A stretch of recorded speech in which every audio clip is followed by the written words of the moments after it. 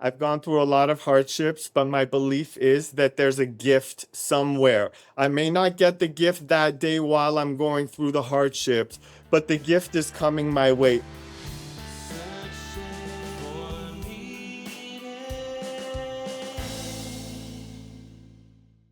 Welcome to Search for Meaning. Today's guest is someone who came to this country at 4 years old on what was supposed to be a vacation and never went home. I've gotten to know him over the last few years, and I'm so delighted that he is joining me today. He's going to be talking about a book, Memoirs of a Geisha. Reza Farahan, thank you so much for being with me. Thank you for having me, Rabbi Yoshi. I'm so happy to be here with you today. Well, the title is awesome and provocative and makes you want to dive into the book. And I'm so glad that I did. I've really enjoyed reading the book. But I want to look at that specific choice that you made, Memoirs of a Geisha. It's bold and it immediately says so much. But I'd like to look at that word Shah, because when I grew up in Omaha, Nebraska, and I remember I was about 9, 10 years old when the revolution happened in Iran. And so I heard that word and I tried to understand what it was all about. Tell me about that word for you. What's the resonance of it, and why did you choose it for your book? So, growing up as a little Persian kid, my mom would ask me, "What do you want to be growing up?" In the household of a family that were royalists, that believed in the monarchy, that believed in the Shah, that had generations going back in Iran.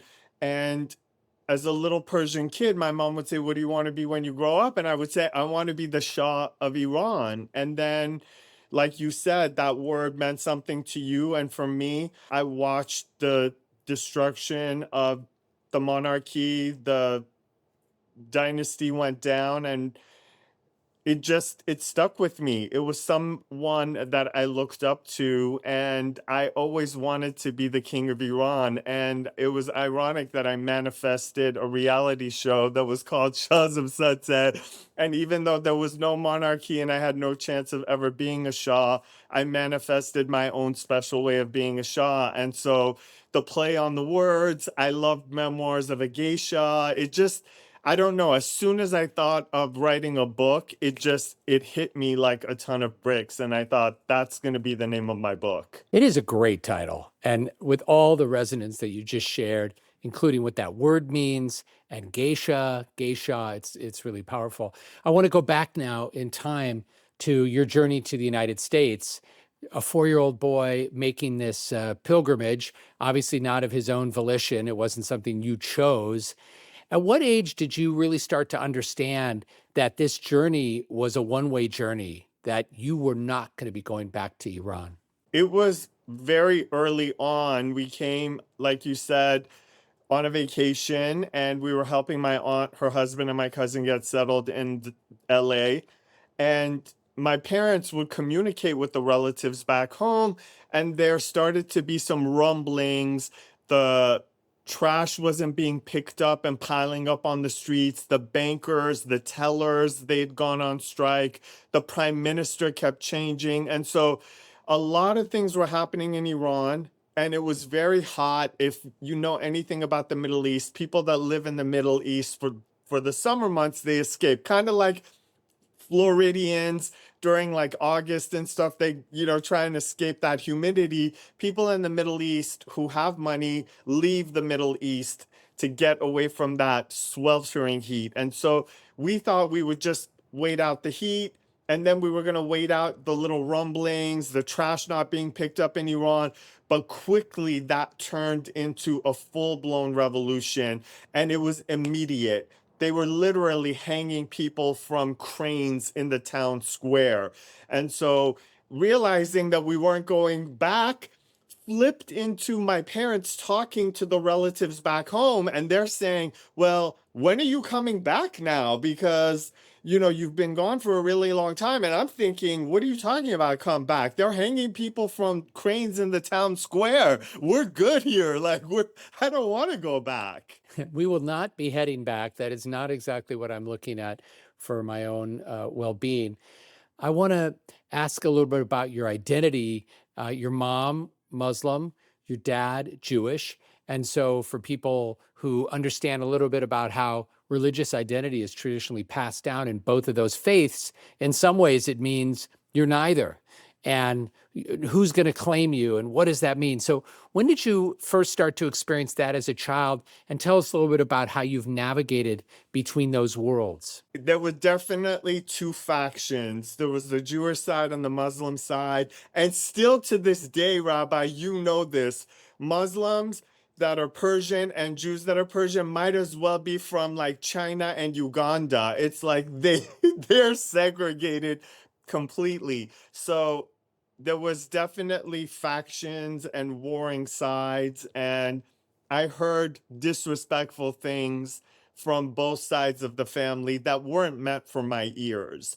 But as like a nosy little kid that wanted to know everything, I was all up in the mix, trying to figure out like how did this happen? Because it's still taboo to this day in LA in 2026 for Persian Muslims and for Persian Jews to marry. So imagine like 60 plus years ago in Iran, my dad was so audacious to think that he was going to go into this Muslim family and, you know, find a bride, but he did it. And the decisions that he made cost him a lot. His family turned his back on him, he turned his back on his family. And it, like, I knew that there were all these Jews that were out there that were my family, but I had a hard time, like, connecting with them. There wasn't the internet. They didn't want to have anything to do with us. I had a grandmother that lived very close to us that I didn't interact with. So I felt like I was part of a group and I was really proud, but the group also didn't really want to include me. So it was this yearning to be a part of this thing that wasn't, I didn't have a ticket. Like I would show up to the concert and no one would let me in. It was really complicated. And as far as the Muslims were concerned, they were secular Muslims. They were the type of Muslims that would talk about like we're Muslim because Iran were conquered by Arabs who introduced Islam, but we were really Zoroastrian.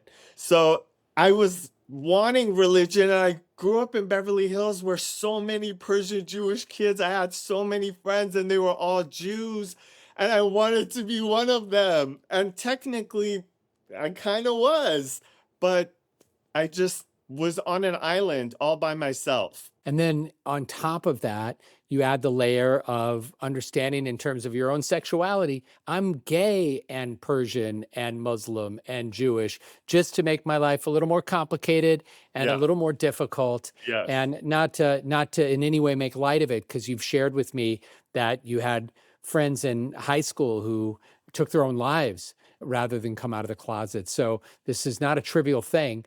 Tell us a little bit about that time in your life when you became aware of the fact that you were a gay Shah, Yeah. and this is a huge part of your identity. How did you come to that realization? And tell us a little bit about coming out. I really thought I was the only one on planet Earth that was like this. I felt like when I was coming through the proverbial conveyor belt of life, like God would like got a phone call or someone came by and like he stepped away and forgot to press a button, and somehow I was this anomaly and I came out gay and there was no one else like me. And I felt like I had to keep this secret and that I was just gonna go on with my life and pretend like I was straight. Then when I realized, wait a minute, there's like other gay people out there, I was like, okay, so I really have to keep this secret because now that I'm hearing what the Middle Eastern community and specifically Persians, how they feel about it, there's no way my family's gonna accept me. I remember being like 16 years old and I had just come home and like family was at my house, and my uncle who was visiting from Madrid had driven down Santa Monica Boulevard in West Hollywood and seen a billboard for a gay cruise and had seen two men with their arms around each other, and he was sitting around the table telling the rest of the relatives how they should all be rounded up and put on an island somewhere. And I was like, oh my god, like I'm So I felt even more isolated. So by the time I realized I was gay, I was like, oh my God, I'm literally on an island all by myself. And so I felt very, very, very alone. I'm wondering, along the way, did you find some mentors or allies or people who helped you navigate this? Or in some ways, were you really on that island by yourself? No, I wasn't seeking mentors. I was so scared of anyone knowing that I was gay. I like had a suicide plan if people found out. And then, like, as I realized, potentially, because it was during the tail end of the AIDS epidemic, I was like, God forbid if I end up contracting HIV and getting AIDS, I'm gonna have to like commit suicide to not put my family through the shame of not only finding out that I'm gay, but that I have HIV and I'm gonna die, and that stigma is gonna stay with them. And so I had a plan that I would drive off of a cliff on Mulholland and it would be plausible because like I drive fast, I love cars. I had a sports car. So I had a whole plan of God forbid what I would do if that ever came out. And unfortunately, the people that you're talking about that took their own lives, I didn't even have the courage of being their friends. I just knew who they were. And I was so scared to like be friends with them because I didn't want to be associated with them because people knew. And so if I was friends with them, then people would think that maybe I'm gay. And so I watched them from afar and what their families did to them. And I felt so guilty that I was one of them, but never said anything. And maybe I could have helped because it turns out I had everything in me that I needed from nature and nurture to deal with all of it. Because there got to a point where I realized I'm going to live my own life and I'm going to come out and I'm going to live an authentic life. And anyone who doesn't accept me is going to get written off. And I wrote FU letters to everyone that I was going to come out to because I knew I would be emotional at the time and I wouldn't have my bearings and I wouldn't be able to articulate all the things I wanted to say to them, especially the shady things that they had done. I wrote it all down. Any money they had stolen, dirty things they had done, everything was in this letter. Like, you're not accepting me, but this is who you are, and I see you. And I wrote a dozen of those letters, Rabbi, never had to give out a single letter. It's heart-wrenching to try to imagine myself in your shoes, and I'm sure for people listening, the same thing, that you're trying to be your authentic self and so concerned about how people you love and people who you care about are going to receive that truth of who you really are, that you prepared not only, if I have to kill myself, here's how I'm going to do it, God forbid, but also if they reject me, here's what I'm going to say to them about that rejection. So just amazingly painful to hear that. How old were you approximately when this happened? Between 18 and 20. So, you'd lived a little and you'd seen a little. So that's really heartbreaking to hear, but thank you for sharing that. And I hope that others today could find strength from that story, and hopefully fewer and fewer people experience that, but we know that it's a real thing. I'm so curious, and I've loved having the opportunity to get to know you and to study Judaism with you and to study Torah with you. At a certain point in your life, you made a deliberate choice to embrace Judaism fully as your own.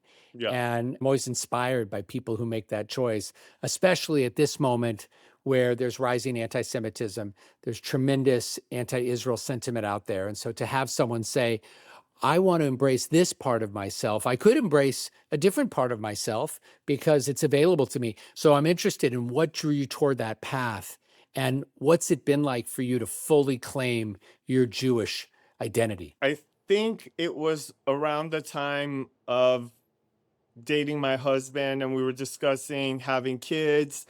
And he said, if we have kids, how are we going to raise these kids? What religion are they going to be?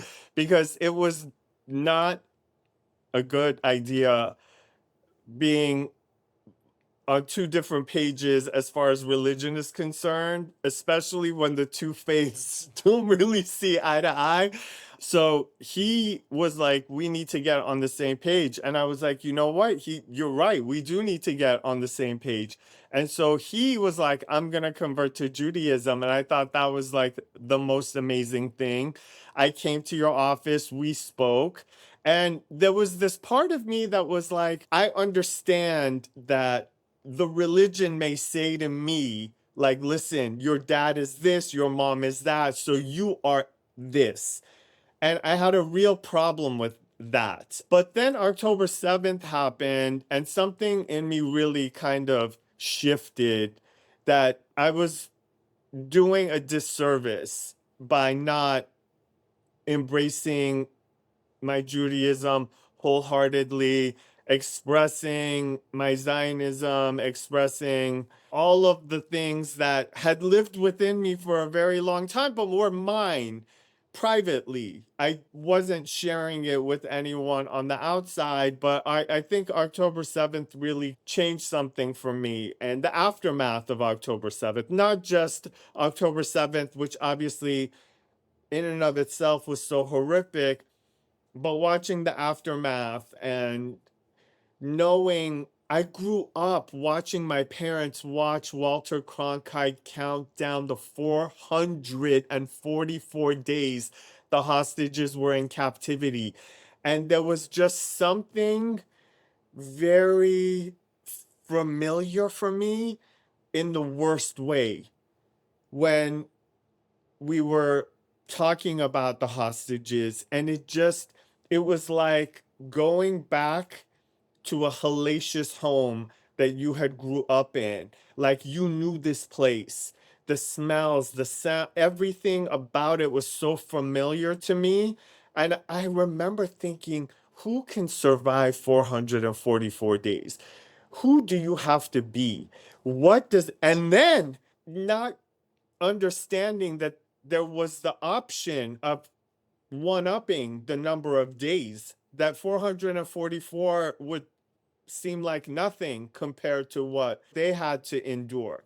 And then listening to the stories and watching people tear down the posters of the Bebas children and just the encampments and everything about it just drove me to want to take some action and take a stand. I've heard from a lot of people post October 7th, whom I've worked with, who've chosen Judaism, who've said similar kinds of things. With you having a father who's Jewish and having that as a part of who you are and who you were throughout your entire life, there's something special about that.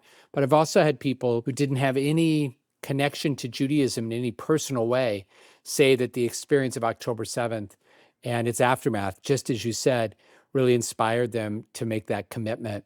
And I just think it's, for me, it's inspiring. And I know that it's the case for a lot of my colleagues and others when they see people at a moment like this say, you know what, I could pass as not Jewish. I could be Muslim. I could be Christian. I could be something else, but I'm going to jump in with my whole self and embrace this. What's been something, because I know you grew up, that was a part of who you were, but what's been something now as an adult and with your husband, Adam, or anything in the Jewish community that you're a part of, what's been especially meaningful about Jewish practices or Jewish study? What's something that really inspires you and captures you? So this year I've been, you know, working with you, I've been doing my classes, I've been studying the Torah, and I've felt way more connected. And so eating the haroset meant something. Those were my people, feeling more connected to like my family and my husband who converted. And it's been wonderful. I always felt like there were these amazing people over here doing this thing. And like I was always a little removed from them. And this was the first time I felt like I'm kind of part of them as well. That image of someone sitting at a Passover Seder and really feeling like, wow, that symbol is mine. It's not just a symbol that's powerful, but it's my symbol. I own it. That's part of my story. And I'm continuing that story, and I get to be part of writing that story. And the last thing I'll say about that is what's special about the moment that we're in is your grandfather or your great grandfather, the idea that their grandson or great grandson would write a book called Memoirs of a Gay Shah, like that was too much for them. They wouldn't have been able to assimilate that fully, probably in their brain, right? It's like, whoa. But knowing that we're living in a moment where increasingly in the Persian Jewish community, there's an openness and a willingness to say, hey, you know what? We've often seen this in a certain way, and now we're going to be more expansive and be more embracing. But what happened I've seen in the last 5 years, several examples of members of the Persian Jewish community who've come out, who've gotten married, and the family has celebrated it with a big wedding, a big celebration. And to me, that is just so beautiful to see that evolution in my own lifetime, to see that happen. Have you seen that? Do you feel like things have changed? I mean, the things that we have overcome in such a short amount of time is unbelievable to me. The fact that I have friends who have kids now that are gay and they're cool with it when they weren't cool when we were in school is huge to me. And it's important not to gloss over that or fail to take a moment to just say, yeah, that's exciting. Something changed in the world from my perspective. And I know you join me, and I hope my listeners do as well. From my perspective, this is an example of transformation for the good. Like we're moving in the right direction in this regard. But it's pretty amazing to witness that in our own lifetimes. I want to turn to some of the work that you've done in television and some of the things that many of our listeners might know you for. You joined the show Shahs of Sunset, and you've said, I read somewhere, that part of the motivation for you was to put a positive face both on gay people and Middle Easterners, Persian, in this case, a Persian Jew. And I was just wondering what that experience was like coming into the public space and becoming a public figure, because I can imagine that there's some excitement and some wonderful things that come with that, and also some real headaches and challenges and changes, maybe not for the best. So tell us about the decision to put yourself out there on a reality TV show in such a personal and revealing way, and what's that been like for you? It was very exciting because I thought to myself, like, I've been here this whole time, and the only people, Persians, that I've ever seen on TV were either the terrorist, maybe the king, but usually it was a negative stereotype of things that people assume about Middle Easterners. And I thought, if I have an opportunity to show not Middle Easterners, but to show everyone else, like, oh my God, we're so much more similar to other cultures that you're more familiar with than you think, I'm going to blow your mind. And so I really set out to talk about and just exist, and show people that Middle Easterners, specifically Persians and Persian Jews, are about family, community, food, education, music, togetherness. And instantly, people were reaching out to me like, I'm Greek, we're just like you. I'm Italian, we're just like you. I'm Latin, we're just like you. It was building bridges so fast, I had no idea. But I do recall doing an episode of a CNN show moderated by Soledad O'Brien, and she was asking me and pointing out some of the stereotypes that we were perpetuating on Shahs of Sunset initially about, Persian mansions with gold columns and marble and Rolexes and Mercedes, to which I quickly replied, I would rather perpetuate stereotypes of columns, marble, Mercedes, and Rolexes than bombs, 9/11, and things that people assume about Iranians that's not true. If you look at historical footage from 9/11, from Iran, what Iranians were doing inside of Iran on 9/11, they were mourning with the Americans in tears, in disbelief. If you look at that same footage of other Middle Easterners, like in Gaza, they were celebrating. And so for me, it was very important to distinguish, like, yes, these are the things I embrace about these stereotypes, no problem. But don't think for 1 minute that I don't respect and appreciate this country more than some people that were born here. I take my citizenship so seriously. I grew up with the fear that I would be deported back to Iran because I learned in history social studies class that if you commit a felony, you could get deported back to your birth country. And when your birth country is Iran, the last thing you want to think about is deportation as a gay Middle Eastern half Jew. Yeah, I can only imagine what that would be like. I had growing up these nightmares every now and then. I think we talked about this the other day at the JQ brunch, but I used to have these nightmares as a kid that I was in the Holocaust, that somehow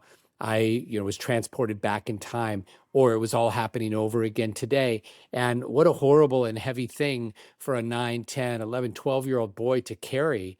And I remember waking up, out of breath, scared, relieved that it wasn't actually happening. But also, when you think about, what they call epigenetic trauma, like the trauma of your ancestors, you carry with you somehow in your DNA almost.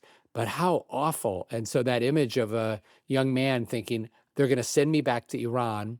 I'm going to be oppressed because I'm half Jewish and because I'm gay. That's horrifying. I wanted to pivot to this moment where the country of your choice, or I guess of your parents' choice, but then your choice, the United States, is at war with the country of your birth, Iran, and then you add the layer of Israel as someone who's embracing fully his Judaism and who supports the Jewish people's right to return to their ancestral homeland.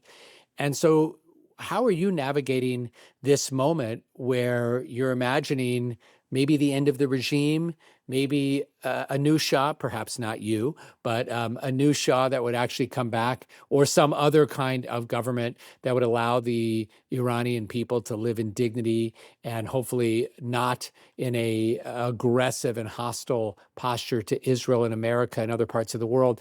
Tell us a little bit about this war between Iran and America and your own identity and the way you think about it. I would probably upset a lot of people. I wouldn't call it a war. I would call it a liberation movement. And I never thought in my lifetime, kind of like marriage equality, that there'd be a liberation of the Iranian people and protection for the US, Israel, and the Western way of life, the way that I've been watching it play out. I have allowed myself to just think about the prospect of a liberated Iran. I don't let myself go there because I don't want to get my hopes up and be let down, but I think about it a little bit and it makes me so happy to think of the young gay people. It makes me want to cry. So I'm so happy that there is an intervention. I don't want any US soldiers to die. I don't want any IDF to die. I don't want any Iranian civilians to die. But do I want regime change? Yes. Do I want the terrorists to be not active and not able to harm my people in Iran or anyone outside of Iran? Absolutely. And I think a liberated Iran is good for the world because there's 90 million people in Iran who want to live a secular, free life. And they'll be an example to other Middle Easterners. Like, they just want to live. But the country uses the resources to fund terrorism as opposed to taking care of their people. And I think there'll be a global shift if Iran is free. People talk about Iran, like, look at what happened to Iraq, look at what happened to Afghanistan. Iranians are not Iraqis, they're not Afghanis. They think differently, they're educated in a different way, they were raised in a different way, and culturally they're different. They want to be free. And I've been joking online, like people will comment on a photo or whatever, and I'll say, if you run as liberated, I'm gonna go back and open a gay bar there. I want to ask another question just about the book, but somewhere I read that you said you were excited and a little terrified for people to read the book. And Yes. now that it's out there and people have read it and commented on it and connected with you on it, what has that response felt like? And maybe you could share an anecdote, something that has been particularly delightful for you or surprising about the reaction you've gotten from the book. So many people have reached out to me, DM'd me, sent me messages, and come up to me and told me that they felt like I was speaking for them. And I feel so humbled that my little story has made something heal inside of them. That was just not anything I ever expected to participate in with the readers and some of the people that listened on audiobook. But that to me has filled my cup. Like with all of the things, Rabbi, that we've talked about, how alone I felt, I wouldn't trade any of it for anything in the world. I feel like everything happened for me to be who I am and where I am in life. I'm 10 times blessed. I've gotten to go and be the person that I wanted to be, the things I've been able to do. I feel like I'm the richest human being on planet Earth, not just because my family had some money, there were people way wealthier than we were, but I wanted for nothing in my life. And I'm so blessed. And I didn't want people to think that I was complaining or whining or and I'm very lucky that it didn't come across that way. I was very afraid that people would read the book and feel like I was complaining, but I feel like I've had the greatest life, and all of the hardships that I've gone through have led to me having the life that I have today, and I wouldn't trade it for anything in the world. Whenever I hear someone say words like that, I'm always so, first of all, happy for them. As someone who has spent some time getting to know you and getting to know Adam a little bit, when you hear someone say, I wouldn't trade my life, the things I went through were all part of a process of growth. I'm grateful. My cup is full. I mean, all the things you just shared. It's beautiful. You want to hear that from your friends, from people you care about. And I think it's also really inspiring for others to hear that too, because they think, wow, look at some of the things that Rez has been through that are objectively challenging. And yet, the way he sees it at this point in his life is actually, no, it's a net positive in a really powerful way. And that can be a reminder to each of us when we're going through a difficult time, when we're struggling with something, when we have our own obstacles, that what if I try to find a way to reframe this and think about, okay, what is this experience here to teach me? And how can I get on the other side of that and feel like it happened for a reason? I want to conclude by asking you to think a little bit about what really drives you. And you've touched on this in the conversation, but I love to end with this question. You've spent your whole life being told in one way or another that you didn't fully belong, because you're gay, because you're Persian, because you're half Muslim, because you're half Jewish, all these other kinds of things. And yet you kept going and building and showing up unapologetically. And so I guess the question underneath it is really what drives you? Not the hustle or the TV career or the book, but what's driving all of that at your core? What gives Reza's life meaning? What gets you out of bed in the morning and makes all of it feel worth it? Rabbi, I really think that everything I've wanted in my life, I've gotten. I'm a manifester of epic proportions. I've gone through a lot of hardships, but my belief is that there's a gift somewhere. I may not get the gift that day while I'm going through the hardships, but the gift is coming my way if I'm just present. If I get out of my own way, I'm not complaining or victimizing myself, but that I stay present and I'm open. I wanted to run a marathon. So I woke up one day in my 20s and I ran a marathon in 3 hours, 22 minutes, 22 seconds. I had a TV career that people would say to me, like, you're a gay Middle Eastern man in America. Americans don't even like Middle Easterners. How did you accomplish the things that you accomplished? Like, who thought that I would be married for 10 years in a country where people were not so kind to gay people not that long ago? But I am a believer that you can have whatever life you want to have as long as you believe it. If the music, that elevator music in your own brain, is telling you you are great, you're going to do it, this is going to happen for you no matter what you want, as long as you stay the course, you're going to get what you want, those things are going to happen. Something about me, Rabbi, I don't know what it was, if it was just nature, if it was just nurture, but I was like, you know what?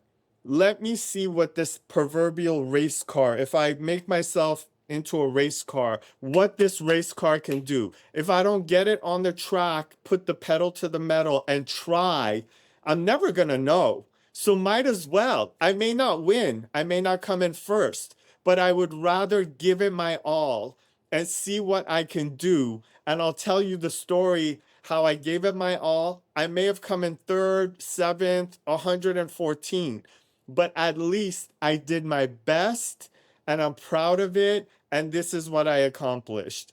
And I look at every day, whether I'm writing a book, trying to sell a house, I'm on a TV show, or I'm in my garden planting something new that I have never planted or worked with. I always approach everything from that angle. Like, I want to do really well, I want to try really hard, and I want to hope for the best. And in my heart, I believe that if you do it with that intention, that the outcome is going to be a net positive in the end. Well, it's inspiring and it's beautiful. Reza, I want to thank you so much for your time. Thank you so much for being part of our learning community and showing up. Everybody, you should get a copy of Reza's book, Memoirs of a Gay Shah. Reza, thank you so much. Thank you, Rabbi. Well, that's our episode. Thanks for listening to Search for Meaning. If you enjoyed today's conversation, please like, subscribe, and leave a review. It really helps others discover the podcast. And consider sharing Search for Meaning with a friend. They might appreciate the insights and inspiration found here. Special thanks to our producer, Amy Shelby, our editor, Josh Sterling, and our production coordinator, Raz Husseini. Our theme song was composed by Maestro David Cates and myself, produced by Kenley Mattis, and features a vocal by cantor Josh Goldberg. Stay healthy, stay hopeful, and stay tuned.